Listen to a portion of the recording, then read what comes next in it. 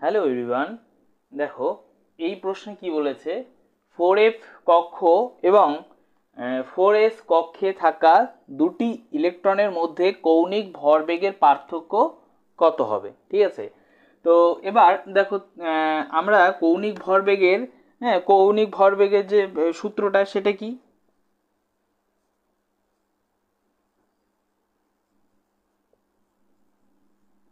বের করার সূত্র কি, √ওভার অফ এল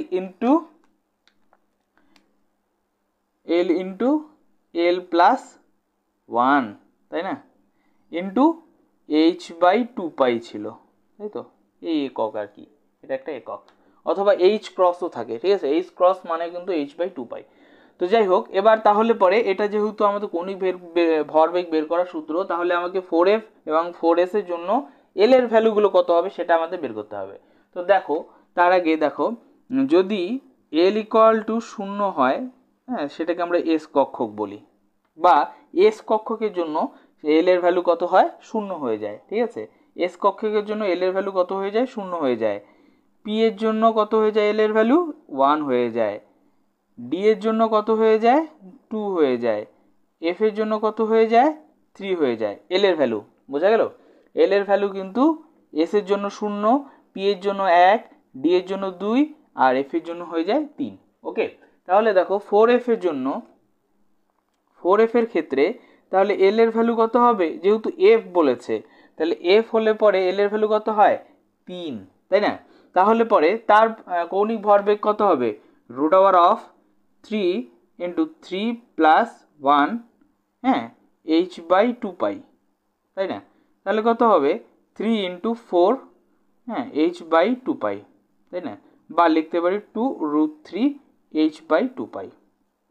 বোঝা গেল, 2√3 h/2π। কার জন্য বেরোলো এটা, আমরা কার জন্য বের করলাম, 4f এর জন্য, তাই না। এবার একই রকমভাবে যদি আমি 4s এর জন্য বের করি, তাহলে পরে 4s এর ক্ষেত্রে এল এর ভ্যালু কত, এল এর ভ্যালুটা হচ্ছে গিয়ে 0। দেখো, কারণ কি, এস বলেছে না, এস এর জন্য এল এর ভ্যালু কত, 0, তাই না।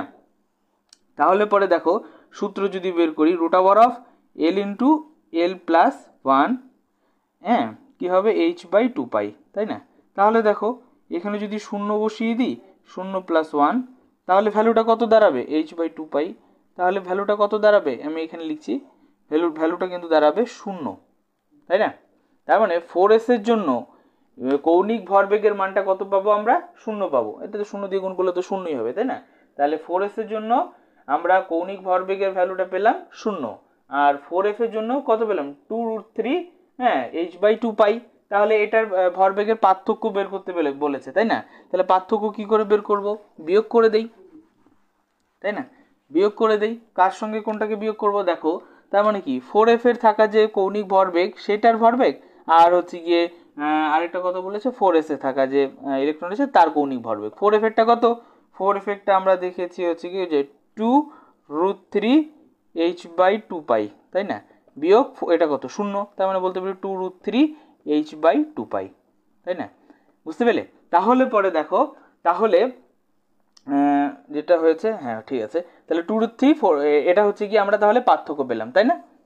দেখো, এই যে h/2π এটা হচ্ছে গিয়ে একক, যে আমি যদি বলি তাহলে তার মানে h/2π এককে, h/2π এককে এই দুটোর কৌণিক ভরবেগের পার্থক্য কতটুকুনো দাঁড়াবে, কৌণিক ভরবেগের পার্থক্য তার মানে আমাদের 2√3 হবে, তাই না, 2√3 হবে। তাই আমাদের এ নাম্বারটা, হ্যাঁ, এ নাম্বারটা কিন্তু অ্যান্সার হয়ে যাবে। বোঝা গেল, যেহেতু 2√3 আর আমাদের এখানে 2√3 প্রথম এ নাম্বারে রয়েছে, তাই 2√3 হয়ে যাবে আমাদের অ্যান্সার।